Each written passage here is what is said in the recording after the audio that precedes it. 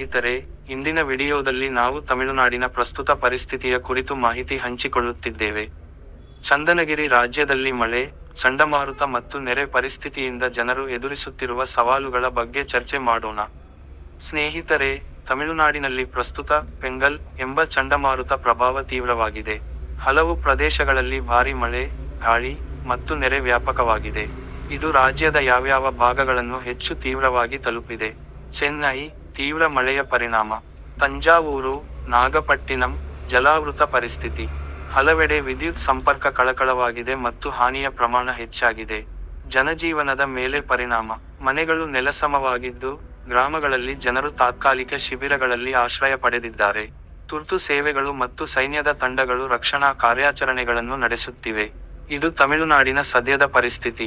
ಇದರಿಂದ ಕರ್ನಾಟಕಕ್ಕೆ ಆಗುವ ಪರಿಣಾಮಗಳು. ರಾಜ್ಯದಲ್ಲಿ ಒಟ್ಟು 5 ದಿನ ಅಂದರೆ ಡಿಸೆಂಬರ್ 5 ರವರೆಗೆ ಮೈ ಕೊರೆವ ಚಳಿ ಸಹಿತ ಧಾರಾಕಾರ ಮಳೆ ಆಗಲಿದೆ. ಹಾಗಾದರೆ ಯಾವ ಜಿಲ್ಲೆಗಳಿಗೆ ಯೆಲ್ಲೋ ಅಲರ್ಟ್, ಆರೆಂಜ್ ಅಲರ್ಟ್ ಇದೆ ಎಂಬ ಮುನ್ಸೂಚನೆ ಮಾಹಿತಿ ಇಲ್ಲಿದೆ. ಭಾರೀ ಮಳೆಯ ಅಲರ್ಟ್ ಪಡೆದ ಜಿಲ್ಲೆಗಳ ಪಟ್ಟಿ.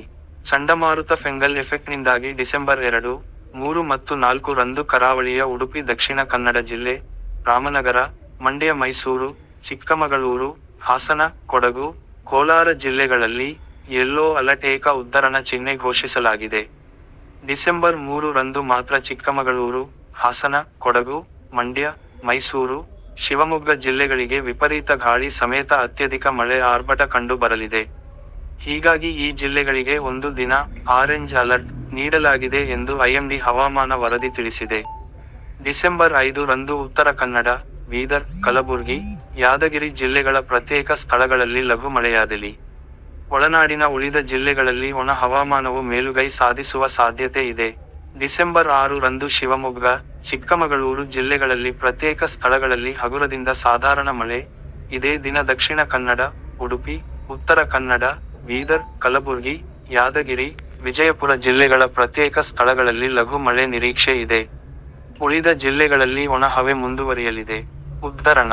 ಇಂತಹ ತಮಿಳುನಾಡಿನ ಜನರ ಸಂಕಷ್ಟಕ್ಕೆ ನಾವು ಸಾಥ್ ನಿಲ್ಲಬೇಕು. ಸ್ನೇಹಿತರೆ, ಈ ಮಾಹಿತಿ ನಿಮಗೆ ಉಪಯೋಗವಾಗಿದೆ ಅಂದ್ರೆ ಲೈಕ್ ಮಾಡಿ, ಶೇರ್ ಮಾಡಿ ಮತ್ತು ನಮ್ಮ ಚಾನೆಲ್ ಸಬ್ಸ್ಕ್ರೈಬ್ ಮಾಡಿ.